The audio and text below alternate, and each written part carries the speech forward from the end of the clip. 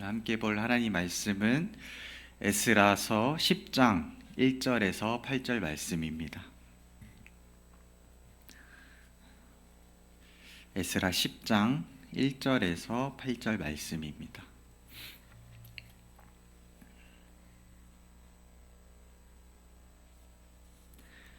한 절씩 교독하여 읽도록 하겠습니다. 에스라가 하나님의 성전 앞에 엎드려 울며 기도하여 죄를 자복할 때에 많은 백성이 크게 통곡하매 이스라엘 중에서 백성의 남녀와 어린아이의 큰 무리가 그 앞에 모인지라.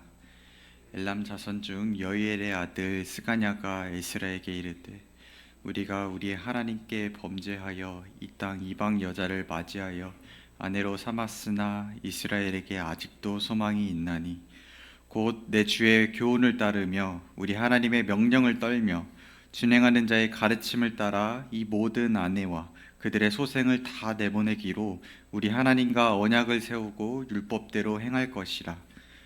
이는 당신이 주장할 일이니 일어나소서, 우리가 도우리니 힘써 행하소서 하니라. 이에 에스라가 일어나 제사장들과 레위 사람들과 온 이스라엘에게 이 말대로 행하기를 맹세하게 하매 무리가 맹세하는지라. 이에 에스라가 하나님의 성전 앞에서 일어나 엘리야십의 아들 여호하난의 방으로 들어가니라. 그가 들어가서 사로잡혔던 자들의 죄를 근심하여 음식도 먹지 아니하며 물도 마시지 아니하더니 유다와 예루살렘에 사로잡혔던 자들의 자손들에게 공포하기를 너희는 예루살렘으로 모이라. 누구든지 방백들과 장로들의 훈시를 따라 3일 내에 오지 아니하면 그의 재산을 정몰하고 사로잡혔던 자의 모임에서 쫓아내리라 하매. 아멘. 오늘 함께 읽은 에스라 이 10장 말씀의 본문은 에스라가 하나님께 드리는 참회 기도에 대한 이스라엘의 백성의 반응을 소개하고 있습니다. 백성이 에스라의 마음과 같이 회개에 동참하게 되는 그런 내용을 또 담고 있습니다. 에스라는 제사장 여호하난의 방에 들어가서 밤새 금식하면서 중보 기도를 한 후에 백성들을 예루살렘으로 불러 모으게 됩니다. 성전 앞에 광장에 모인 회중은 자신들의 죄를 자복하고 또 에스라의 제안에 따를 것을 다짐합니다. 그렇게 이 백성들의 적극적인 또 참여에 주도적인 역할을 했던 사람은 여이엘의 아들 스가냐라고 기록되어 있습니다. 스가냐는 이 바벨론에서 첫 번째로 귀환을 했었던 엘람 가문의 사람이었습니다. 스가냐는 그래서 자신이 속한 이 가문의 죄, 이스라엘의 이 통혼을 범하던 그 죄를 자기의 죄와 동일시하면서 에스라와 함께 이 문제의 해결책을 제시합니다. 율법에 따라서 이방인 아내들을 다 그들의 고향으로 내보내기로 하나님과의 언약을 세우자는 것이었습니다. 그래서 스가냐가 제안했던 이 율법 규정은 옛날에 가나안 민족과 통혼하는 것을 금지하는 신명기의 말씀을 규정하는 것을 의미하는 것으로 보입니다. 그래서 가나안 사람과 통혼하는 것을 금지한 이 신명기의 말씀, 율법을 귀환한 자신들의 이스라엘의 공동체의 상황에 그대로 적용하여서 에스라에게 이렇게 하자라고 제안을 하게 됩니다. 그래서 스가냐는 에스라가 용기를 내어서 개혁을 추진하도록 도운 훌륭한 조력자입니다.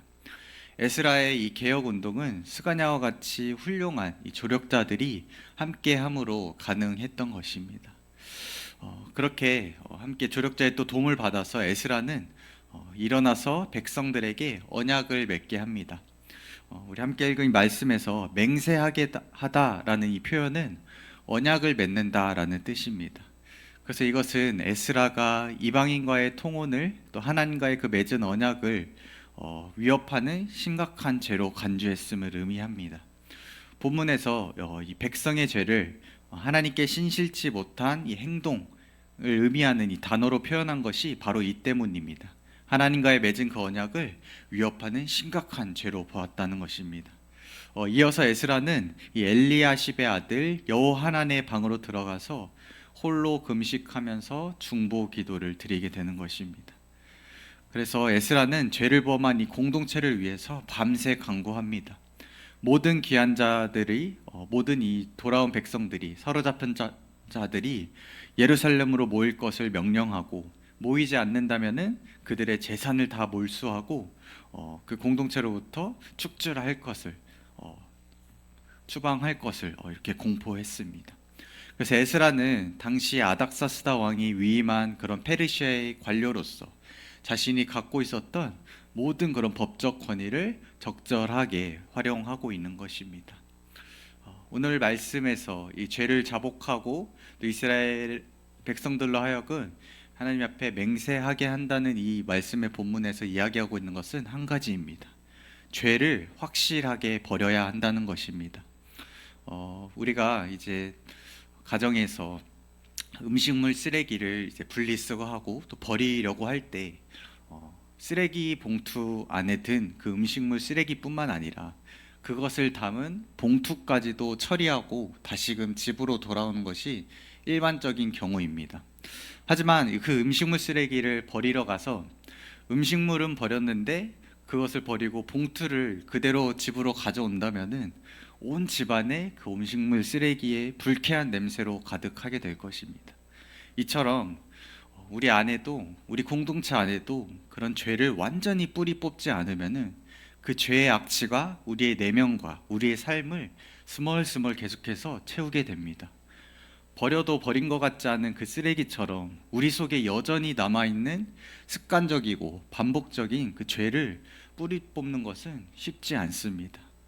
그래서 우리가 음식물 쓰레기를 버린다고 했을 때 완전히 그것을 버리고 또 집으로 돌아와 그것을 버렸던 손을 깨끗하게 씻는 것처럼 우리의 죄를 자복하고 또 하나님 앞에서 거룩을 위해서 살겠다고 하는 그 다짐까지 가는 것이 바로 회개이고 죄를 또 자복하는 것입니다. 그래서 죄를 자복한다는 것은 내가 어떤 죄를 지었고 또 어떤 행동으로 죄를 지었는지 그 죄에 대해서 단순히 서술하고 고백하는 것만으로서 끝나는 것이 아닙니다. 죄를 인식하는 것에서 끝나는 것이 회개가 아닙니다. 우리가 그 죄로부터 돌이킬 뿐만 아니라 깨달을 뿐만 아니라 그 죄를 끊어내는 결단과 행동까지 하나님 앞에 우리가 나아가야 된다는 것입니다. 그래서 이스라엘 백성들은 이 율법에 불순종하여서 이방 여인과 결혼한 것, 그들과 이렇게 불법적인 그런 혼인을 한 것에 대해서 회개하고 그것을 버리기로 결단했습니다. 그래서 회개는 우리가 하나님 앞에서 죄를 고백하는 것에서 그치는 것이 아니라 그 죄를 완전히 끊어내겠다 하는 행동으로까지 이어지는 것입니다. 하지만 이것은 결코 우리의 힘과 능력으로만은 되지 않습니다. 오직 성령 하나님의 인도하심이 있어야 됨을 여러분 강건하여 믿으시기 바랍니다. 그래서 이 건강한 공동체를 우리가 생각해 볼 때는 아무 실수도 없고 뭔가 눈에 보이지 않고 아무 실수도 이렇게 눈에 보이지 않고 그저 분위기만 좋은 그런 공동체는 서로를 향한 무관심으로 채워진 공동체일 가능성이 큽니다. 우리가 건강한 교회 또 건강한 공동체라고 했을 때는 함께 회개하는 공동체인 것을 기억하시기 바랍니다. 그래서 우리의 개인적인 그런 죄에 대한 회개뿐만 아니라 우리의 교회 공동체를 위해서 또 나아가서는 우리의 나라와 또 세계의 그런 또 각 곳에 있는 영혼들을 위해서 우리가 눈물로써 통회하고 또 주님께로 돌이킬 것을 간절히 기도하는 그런 공동체가 우리 교회가 되어야 될 것입니다. 명예와 수치를 중요시 여기는 우리 대한민국의 이 사회의 분위기에서 무엇인가 나의 잘못을 인정하고 또 무릎을 꿇는 것은 쉽지 않아 보입니다. 늘 내가 옳고 우리가 옳고 하는 그런 고집 섞인 생각을 가지고 살아갑니다.